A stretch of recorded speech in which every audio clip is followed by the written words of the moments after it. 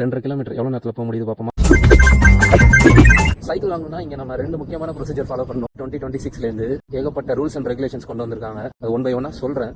Suzuki hustler இது ரொம்ப ஃபேமஸான மாடலுங்க. இங்கே லாஸ்ட் வீடியோவில் என்ன பார்த்தோம்னா நம்ம சைக்கிள் அப்படியே வாங்குறது மட்டும்தான் காமிச்சிருப்பேன். இந்த வீடியோவில் என்ன பார்க்க போகிறோம்னா சைக்கிள் வாங்குறதுக்கு என்ன ரெஜிஸ்ட்ரேஷன் ப்ரொசீஜர், என்ன ரூல்ஸ் அண்ட் ரெகுலேஷன் ஃபாலோ பண்ணணும், நிறையா இருக்குது. 1 by 1 சொல்கிறேன். நம்ம வீடு வந்து ஹில்ஸ் மேலே இருக்குது. போக வேண்டிய தூரம் 2.5 கிலோமீட்டர். ஏறி சைக்கிளில் உட்கார்றது மட்டும்தான் நம்ம வேலை, மற்றதெல்லாம் தலைவனே பார்த்துப்பான். இந்த இங்கே தான் நம்ம பக்கத்தில் தான் வீடு. ஸ்டாப் வாட்ச் ஆன் பண்ணிக்கலாம். 2.5 கிலோமீட்டர் எவ்வளோ நேரத்தில் போக முடியுது பார்ப்போமா.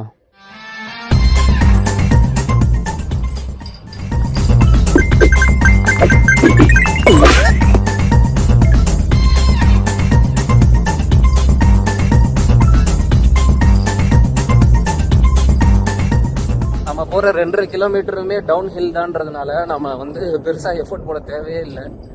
பிரேக் மட்டும் கொஞ்சம் பிடிச்சி கண்ட்ரோலாக போய்க்கணும். சைக்கிள் பெடல் பண்ண வேண்டிய அவசியமே இல்லை. இந்த மாதிரி மெயின் ரோடு கிராசிங் அப்போ மட்டும் நின்று பார்த்துட்டு கிராஸ் பண்ணிக்கிட்டா போதுமானது.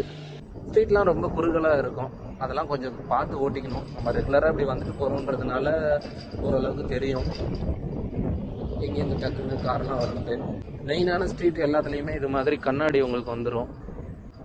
கார் ஏதாவது அந்த மாதிரி ஸ்ட்ரீட்லேருந்து வருதான்னு பார்த்துக்கலாம்.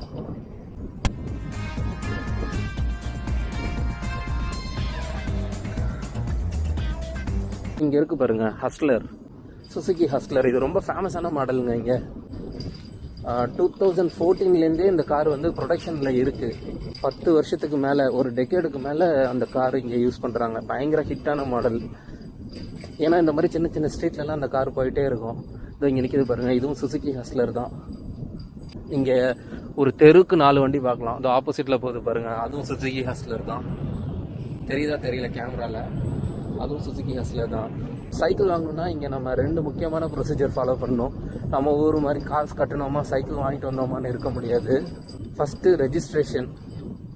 சைக்கிளுக்கு ரெஜிஸ்ட்ரேஷனான்னு கேட்டிங்கன்னா ஆமாம், சைக்கிள் வாங்கினா ஃபஸ்ட்டு ரெஜிஸ்ட்ரேஷன் பண்ணணும். அதுக்கு ஒரு 700 yen ஆகும்.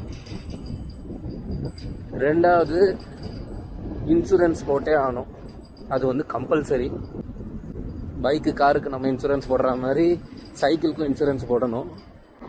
தேர்ட் பார்ட்டி இன்சூரன்ஸ் இதில் கிளைம் ஆகும். நம்ம இங்கே மட்டும் ரோடு கிராஸ் பண்ணோம்னா ஆல்ரெடி காமிச்சிருக்கேன் வீடியோவில். இந்த பட்டனை ப்ரெஸ் பண்ணிவிட்டு வெயிட் பண்ணோம்னா அங்கே க்ரீன் வரும்.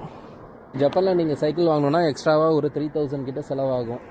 700 yen ரெஜிஸ்ட்ரேஷனுக்கு ஆகும், 2000 yen இன்சூரன்ஸுக்கு ஆகும். இங்கே சைக்கிள் வாங்குறது ரெஜிஸ்ட்ரேஷன் பண்ணுறதுலாம் ஒரு மேட்ரு இல்லை. இங்கே வந்து டிராஃபிக் ரூல்ஸ் கொஞ்சம் ஃபாலோ பண்ணி தான் ஓட்டி ஆகணும். சைக்கிளுக்கு இந்த வருஷம் ஏப்ரல் 2026லேருந்து ஏகப்பட்ட ரூல்ஸ் அண்ட் ரெகுலேஷன்ஸ் கொண்டு வந்திருக்காங்க. அது 1 by 1 சொல்கிறேன். ஃபஸ்ட்டு வந்து தண்ணி அடிச்சுட்டு வண்டி ஓட்டக்கூடாது. 2வது ஹெல்மெட் வந்து மேண்டட்டரி. கண்டிப்பாக இங்கே ஹெல்மெட் போட்டு தான் ஓட்டணும். நான் என்ன ஹெல்மெட்டே வாங்கலை. 3வது டபுள்ஸ் போகக்கூடாது, என் சைக்கிளில் கேரியரே கிடையாது. 4வது இங்கே இருக்கிற டிராஃபிக் சிக்னல்லாம் பைக்கு காருக்கு என்னவோ அதே தான் ஃபாலோ பண்ணி ஓட்டி ஆகணும். எனக்கு அந்த டிராஃபிக் ரூல்ஸ் அண்ட் ரெகுலேஷன்லாம் தெரியுமான்னு கேட்டால் அதெல்லாம் தெரியாது. நானாக கற்றுக்கிட்டு போயிட்டுருக்கேன். அடுத்த ரூல் என்னன்னு பார்த்துக்கிட்டிங்கனாக்கா, ஹெட்ஃபோன் போட்டுட்டு பாட்டு கேட்டுக்கிட்டே சைக்கிள் ஓட்டக்கூடாது. அடுத்து ஃபோன் பேசிக்கிட்டே சைக்கிள் ஓட்டக்கூடாது. மொபைலை ஒரு கையில் பிடிச்சிட்டு பார்த்துக்கிட்டே மேப் பார்த்துக்கிட்டோ அப்படிலாம் போகக்கூடாது. தனியாக ஒரு ஃபோன் ஹோல்டர் வேணால் வாங்கி யூஸ் பண்ணிக்கோங்க. கையில் ஃபோன் யூஸ் பண்ணிவிட்டு சைக்கிள் ஓட்டினா இங்கே அஃபென்ஸு.